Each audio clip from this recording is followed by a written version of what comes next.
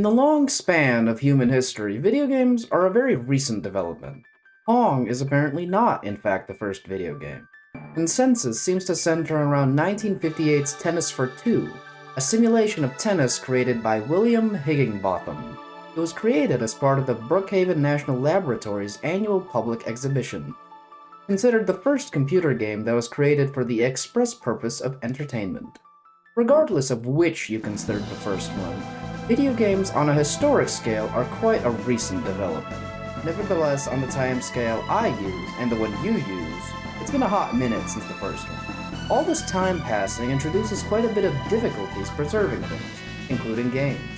So let's discuss a bunch of ways games are preserved and how they are oftentimes not.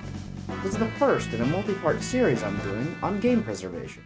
The name of the game this episode is Online, and we will largely focus on online live service games. Starting off simply, the most banal way of keeping an online game relevant is content updates. Adding more experiences extends the relevance and lifespan of said experiences. Crazy concept, I know.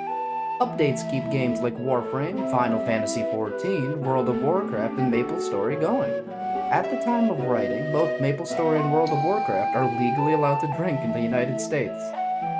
The games I have listed are oftentimes referred to as theme park MMOs, with each new content expansion likened to an attraction added to a theme park, and theoretically at least, generating new interest from the player base. It's a very common pattern for players of these games to dig into a new expansion, play for a while, and take a break until the next content update drops. This does, of course, come with a notable downside. Continuous new content requires continuous development, not to mention the elephant in the server room, that being the server itself, since continuous online server operation, in turn, incurs continuous costs.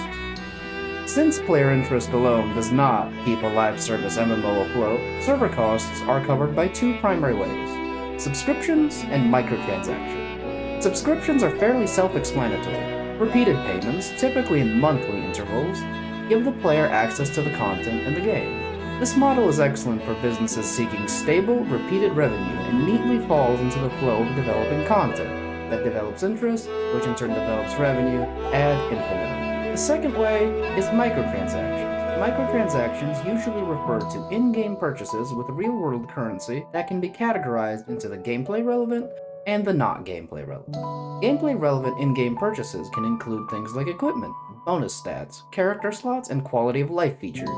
Games that feature these types of gameplay altering purchases are called pay to win, as they ask the player to pay for an advantage in the game, and not paying for these advantages causes players who did not to fall behind. Here my personal experience compels me to note a particularly frustrating quality of life feature that when locked behind a paywall drives me up a wall, personally. Autoloot. Take a look at the sheer amount of things on the ground here. Now imagine being forced to press a button every single time you pick something up. I don't know what designer first made the suggestion to monetize this feature, but they made a brilliant business decision. I also think they deserve to suffer from chronic RSI.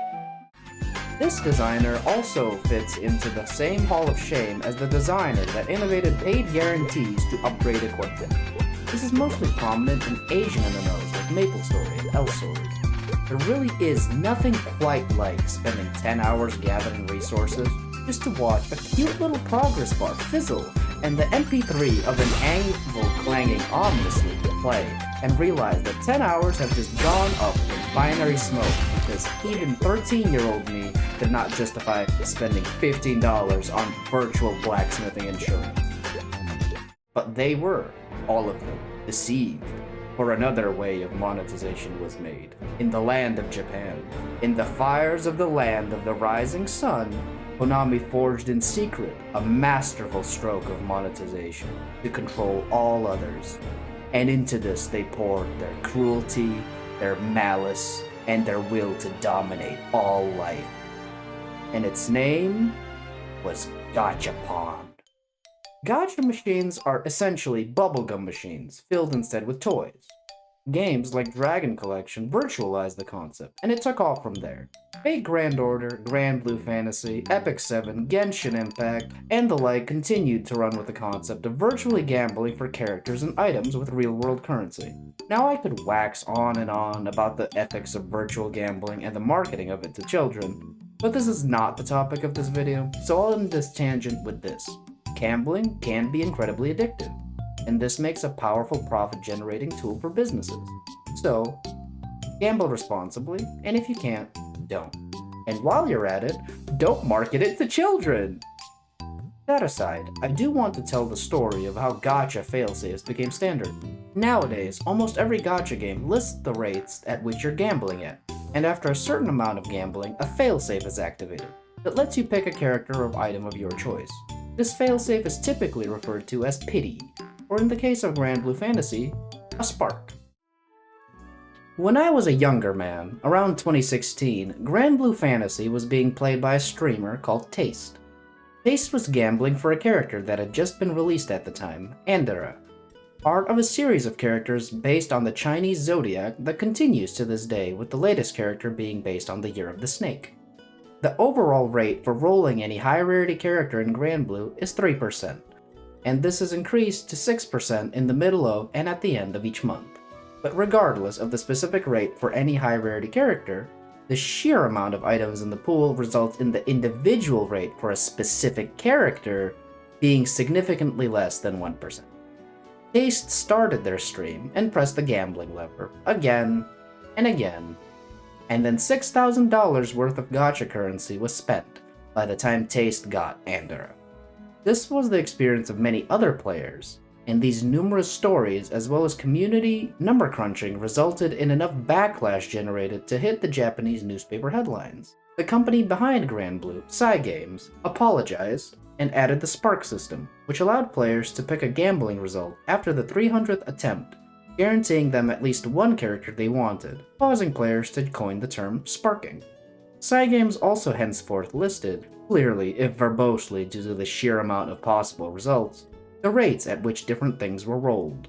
After the incident, the Japan Online Games Association launched an investigation, which led to them publishing a list of guidelines that Japanese gacha games were recommended to follow, which included rules such as having clear and precise gacha rates and spending cap in-game.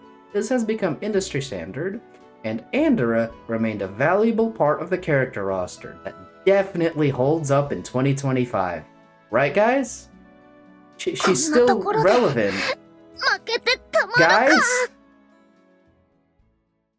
Gameplay-altering microtransactions are not how microtransactions started off. The first microtransaction is largely credited to Bethesda's Oblivion in 2006, when they released horse armor for the price of $2.50. Cosmetic microtransactions have since become a regular source of revenue in both free-to-play and paid games, and online experiences were of course no different. I've been throwing around the term MMO quite a bit in this video, and it is in fact an acronym, standing for Massively Multiplayer Online. The nature of such an experience encourages interaction with other players. This is of course not absolute. There's many people who ignore the social aspects of such games. Nevertheless, the basic desire to show off and to make one's in-game avatar more unique drives players to purchase cosmetic items, and just as fashion in real life builds communities, it does the same in virtual ones. Almost every popular MMO out there has a dedicated subreddit or forum for people displaying their characters' outfits. While we're on this topic, I do want to stress that cosmetics don't have to be purchasable for such communities to emerge, as the community of Fashion Souls was born from the FromSoft action RPGs, that do not sell any type of downloadable content except for additional campaign expansions, and are not even persistently online. However, cosmetics microtransactions offer a way for game assets to be continuously developed and expand the amount of choices and combinations offered to players while helping pay for development and server costs. Regardless of the type of microtransaction used, they offer an advantage over subscriptions that is oft overlooked. They lower the barrier to entry for both new and returning players. Games that are supported through microtransactions are typically free to play. This statement does ring a lot more hollow nowadays, as the amount of full-price titles that release with a full suite of microtransactions seems to be only growing, But the point still stands. When the barrier to entry is literally nothing, downloading and trying out the new update in Warframe can be a lot more compelling than pulling out your wallet to experience Final Fantasy XIV's new expansion. The slow barrier to entry can be invaluable in preserving and maintaining a healthy player count, and the player count in turn leads to the game's longevity. Back to the player side of things, one of the major ways that online games extend playtime is through random number generation. The primary way RNG affects playtime is through the drop rate percentage of items that players need to gather in order to progress further. This is also a balancing act, since players blazing through content really quickly and fully finishing their progression stop playing. But if drop rates require too significant of a time commitment, players stop playing purely out of frustration. A weekly rotation is also a way for games to retain player attention. Weekly limits to the amount of times a boss can be cleared or a dungeon that features in-demand rewards can be cleared keeps players logging in on a steady weekly basis. Ultimately, MMOs can only really be preserved by keeping their server up and running. But over the course of a live service game's actively developed lifespan, the game changes. Bugs are fixed, exploits are found and patched, and characters, abilities, and items that are wildly powerful or incredibly weak in comparison to their fellows are rebalanced and changed.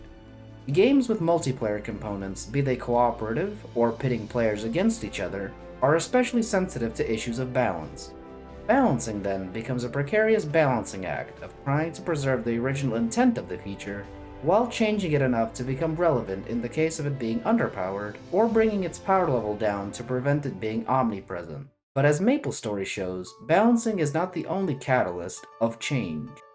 MapleStory is a really grindy game with a really low skill floor and a surprisingly high and complex skill ceiling with its endgame raids, all topped off with a frankly unhealthy dollop of microtransactions.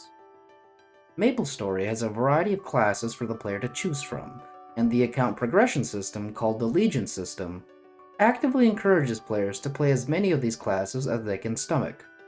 I bring this up now because there is a class that you cannot play anymore. As a matter of fact, any player that logs into a previously made character of this class spec is immediately brought into a game instance that forces them to reclass. This class was called Jet. Jet was released into global and Japanese MapleStory in 2011 as part of the Renegades update. The class was based around the concept of a space pirate, with abilities themed around sci-fi weaponry and spaceships.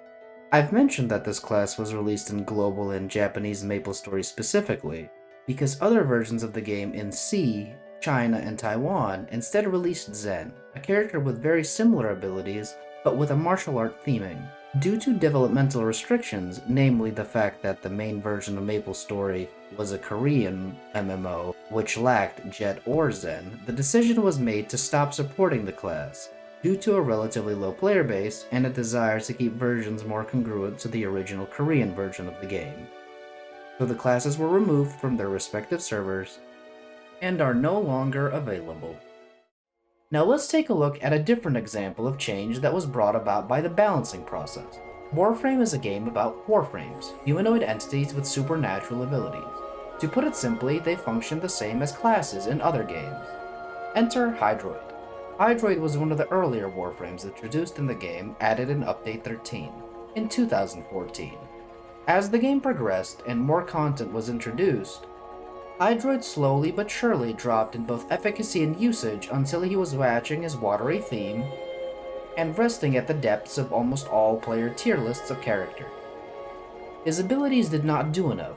His health pool and survivability were nowhere enough to be an effective gun platform, a playstyle that eschews ability use in favor of using weapons alone.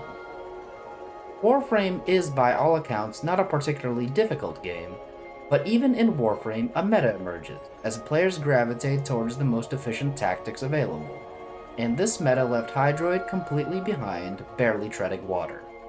Warframes and weapons regularly receive balance changes that rework their characteristics in order to diversify options that players have.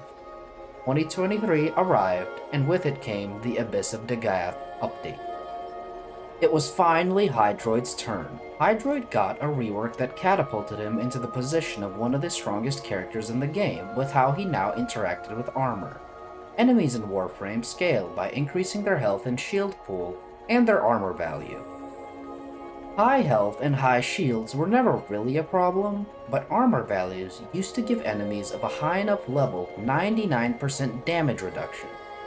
A later unrelated update changed this to a cap of 90%, but this remains extremely high. But back to Hydroid. Hydroid had a new theme of plundering enemy armor, with changes to how he interacted with the corrosive status effect. His passive ability now makes the first instance of the corrosive status effect on an enemy remove 50% of their armor rather than the default 26%. This passive, alongside his reworked abilities now spreading the status effect, gave Hydroid a decisive and meaningful niche. In terms of survivability, his third ability was completely removed and replaced with an ability to permanently remove enemy armor based on stacks of the corrosive status and bolster his own armor, finally giving him a tool to survive better. I'm telling you these two different stories of these classes from two different games because the end result of these two stories is in fact the same. Content in the game was lost as a result of continuous development.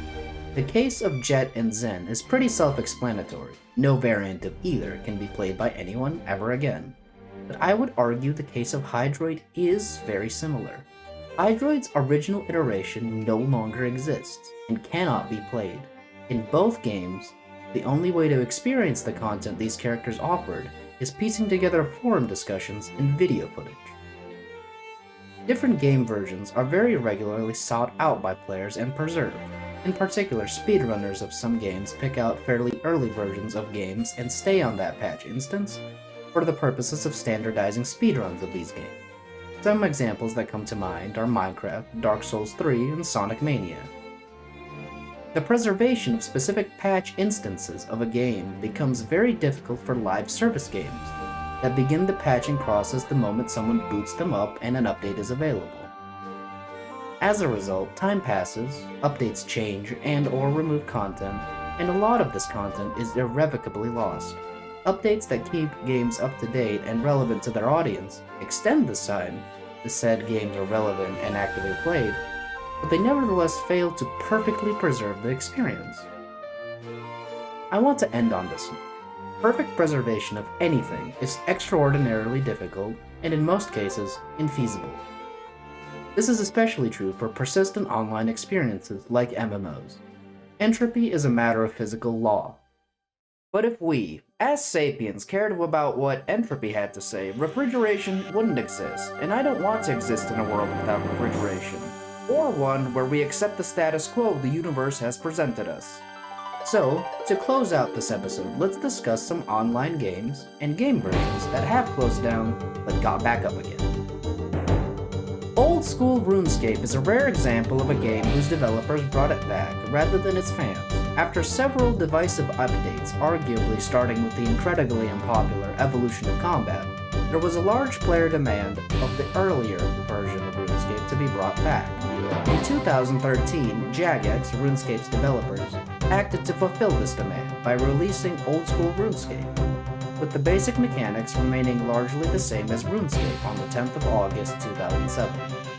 Ironically enough, this re-release of the original version of the game eclipsed its original in popularity at this point, and remains playable to this day on Windows, Mac, iOS, and Android. World of Warcraft Classic is a 2019 release of World of Warcraft in the vanilla state it was in before the release of its first expansion, The Burning Crusade. It is largely the result of the multitude of private servers that fans created, as Blizzard, the developer of WoW, has a bit of a streak of biting their nails in regret over not monetizing fan-created content. Famously, Dota began as a fan-created game mode in Warcraft 3, and Blizzard failed in its bid to capitalize on it. In an effort to monetize private servers, Blizzard released WoW Classic. A lot of private servers still exist for World of Warcraft, but whether or not Blizzard succeeded with WoW Classic is potentially unknown. Another game in the MMO space that got a massive update that changed it to its very core is Final Fantasy XIV. The full name of the game in its current iteration, Final Fantasy XIV: A Realm Reborn, hints it. The original Final Fantasy XIV was a commercial failure, resulting in Square Enix shutting the game down in 2012. In theory, this would be the end of it. An in-game event dropped a moon on the in-game world, and re-released a new version of the game called A Realm Reborn shortly after. This version was very well received and remains one of the most popular MMOs to date, notably due to the large changes and engine rework that occurred in the development of A Realm Reborn. It is nigh impossible that we will ever see version 1.0 servers for Final Fantasy XIV. According to the game's producer and director, Naoki Yoshida, it would be an absolute nightmare. Other games that have closed down, like Ultima Online, EverQuest, and a very rare mobile example, Dragalia Lost, have private fan-run servers that allow players to experience these games in their entirety. A lot of other fan projects are in the works, so I want to hear from you about the projects you have tried out or heard about in the comments. See you next time!